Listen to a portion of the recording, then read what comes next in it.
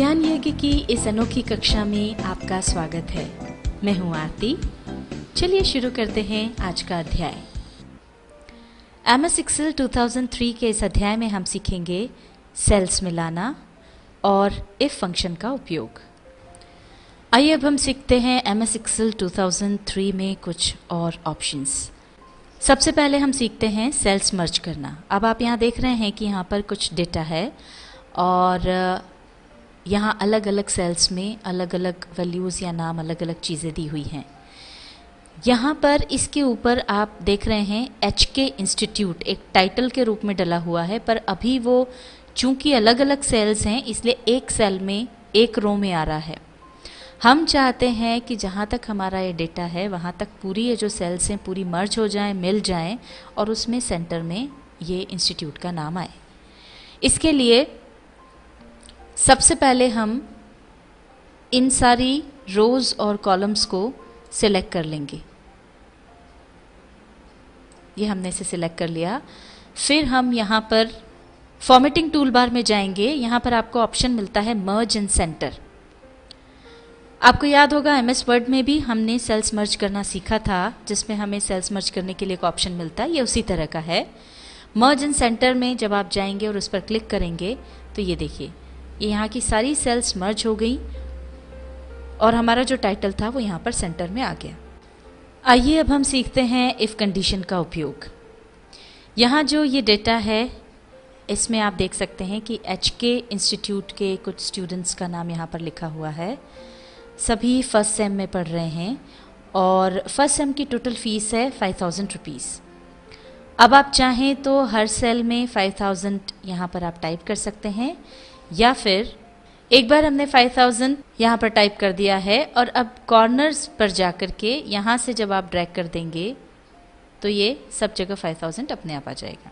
अब हम जो चाहते हैं यहाँ पर वो ये है, आप देख सकते हैं कि दो कॉलम्स हैं, बैलेंस अमाउंट और एडवांस अमाउंट का। टोटल फीस फर्स्ट सेम की है 5000 रुपीज़ और जो अमाउंट स्टूडेंट्स ने पे की है वो यहाँ पर अलग अलग है। किसी ने तो पूरी 5000 अमाउंट पे कर दिया है, किसी ने 5000 से कम पे किया है, किसी ने 5000 से ज़्यादा पे कर दिया है।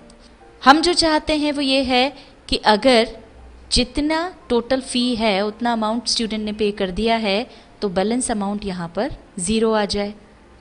अगर टोटल फ़ी से कम पे किया है तो जितना बैलेंस बचा है जो उसको पे करना बाकी है वो अमाउंट यहाँ पर आ जाए। अगर उसने ज़्यादा पे कर दिया है तो जाहिर है बैलेंस अमाउंट तो कुछ बचा नहीं, उसको कुछ और पे करना तो बचा नहीं, बल्कि उल्टा एडवांस में उसने कुछ जमा कर दिया है तो यहाँ पर बैलेंस अमाउंट 0 आ जाए। अब इसके लिए हमको यूज़ करना होगा इफ़ फंक्शन। इफ़ फंक्शन को यूज़ करने के लिए सबसे पहले तो हम यहाँ क्लिक कर दें क्योंकि हमें बैलेंस अमाउंट चाहिए।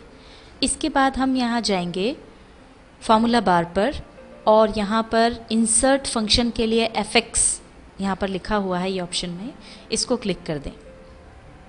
अब यहाँ पर सारे फंक्शंस दिए हुए हैं, इसमें से आपको इफ़ फंक्शन ढूंढना है। या तो आप स्क्रॉल बार की मदद से इसे ऊपर या नीचे करके ढूंढ लें, और अगर आप जल्दी करना चाहते हैं तो यहाँ पर एक बार क्लिक करें और अपने कीबोर्ड पर I प्रेस कर दें। ये देखिए इफ़ फंक्शन यहाँ पर आ गया। इसे आप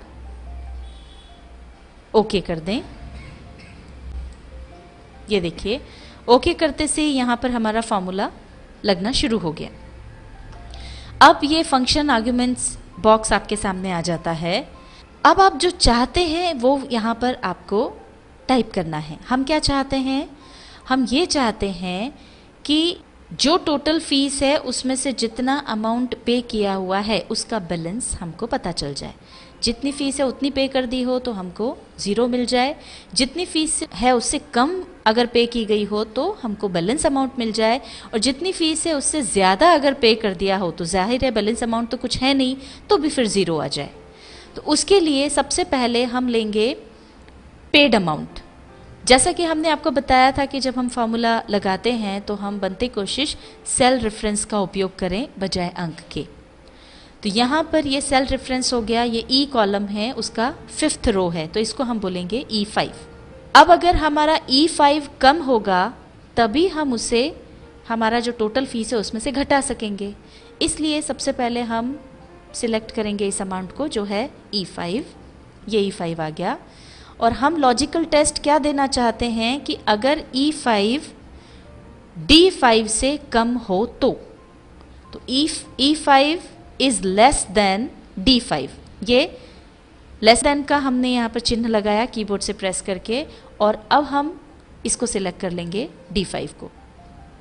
तो अब जो लॉजिकल टेस्ट हमको लगाना है वो ये कि अगर E5 D5 से कम है तो यहाँ पर अगला ऑप्शन है वैल्यू इफ ट्रू, मतलब जो वैल्यू हमने डाली है अगर वो जो आपने यहाँ दी है वैसी ही हो, यानी E5 D5 से कम हो, यानी जो अमाउंट पे किया गया है वो टोटल फी से कम हो, तो हम क्या चाहते हैं, हम ये चाहते हैं कि इसमें से इसको घटा दिया जाए, D5 में से E5 को घटा दिया जाए।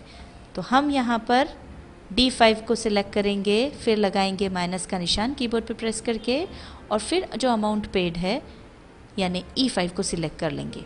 अब इसका मतलब ये हुआ कि अगर E5 D5 से छोटा हो तो उसे D5 में से घटा दिया जाए, और अगर ऐसा ना हो, वैल्यू इफ फॉल्स। एक्चुअली ये इफ फंक्शन इसीलिए कहलाता है क्योंकि इसमें कंडीशन होती है कि अगर हमने जो लॉजिकल टेस्ट दिया है वो ट्रू हो तो हम क्या चाहते हैं, और अगर वो फॉल्स हो तो हम क्या चाहते हैं, वो हमें यहाँ देना होता है। हमने चाहा कि अगर अमाउंट पेड टोटल फीस से कम हो तो उसे टोटल फीस में से घटा दिया जाए, और अगर ऐसा ना हो यानी जो अमाउंट पे किया है वो टोटल फीस से ज़्यादा हो तो यहाँ पर ज़ीरो दिखाया जाए, या तो ज़्यादा हो या बराबर हो, दोनों ही केस में यहाँ ज़ीरो दिखा दिया जाए। तो हम यहाँ पर टाइप कर देंगे 0। अब इसके बाद हम कर देंगे ओके। अभी देखिए हमने जिस सेल में क्लिक किया था वहाँ पर आंसर आ गया है। टोटल फीस में से जितना अमाउंट पेड है वो दोनों बराबर ही हैं, तो ये 0 आया। अब यहाँ पर आप देखेंगे फॉर्मूला बार में फॉर्मूला आ गया है। अब इस फॉर्मूले को अगर आप हर सेल में टाइप करते जाएंगे तो आपको हर सेल में आंसर मिलता जाएगा, या फिर इसके कॉर्नर पर जाकर के आप इसे ड्रैग कर दीजिए नीचे तक, तो ये सारी सेल्स में आंसर अपने आप आ जाएंगे। अब हम चाहते हैं एडवांस अमाउंट, ये तो हो गया बैलेंस अमाउंट। अब हम अगले कॉलम पर चलते हैं। जिन स्टूडेंट्स ने टोटल फी से ज़्यादा अमाउंट पे किया है, मतलब उन्होंने एडवांस कुछ अमाउंट भी पे कर दिया है, हम चाहते हैं कि वो जिन जिन स्टूडेंट्स ने ऐसा किया है वो यहाँ पर आ जाए। तो इसके लिए हमको वापस इफ़ फंक्शन का उपयोग करना होगा। तो हम fx पर जाएंगे, इंसर्ट फंक्शन वाले ये जो बॉक्स है आपके सामने आ गया। अब इसमें फिर हमको चुनना है इफ़ फंक्शन, तो ये यहाँ पर हमने क्लिक किया, उसके बाद आई प्रेस किया हमारे कीबोर्ड पर, ये इफ़ आ गया, यहाँ पर हमने कर दिया ओके। अब ये फंक्शन आर्ग्यूमेंट्स हमारे सामने आ गए। अब लॉजिकल टेस्ट हमको क्या चाहिए, अब हम ये चाहते हैं कि जो अमाउंट पे किया गया है यानी E5 अगर टोटल फी से ज़्यादा हो, इसका मतलब E5 अगर D5 से ग्रेटर हो, तो हमको क्या रिजल्ट चाहिए ये हम जानना चाहते हैं। तो सबसे पहले जो लॉजिकल टेस्ट हम लगा रहे हैं वो ये, if E5 is greater than D5।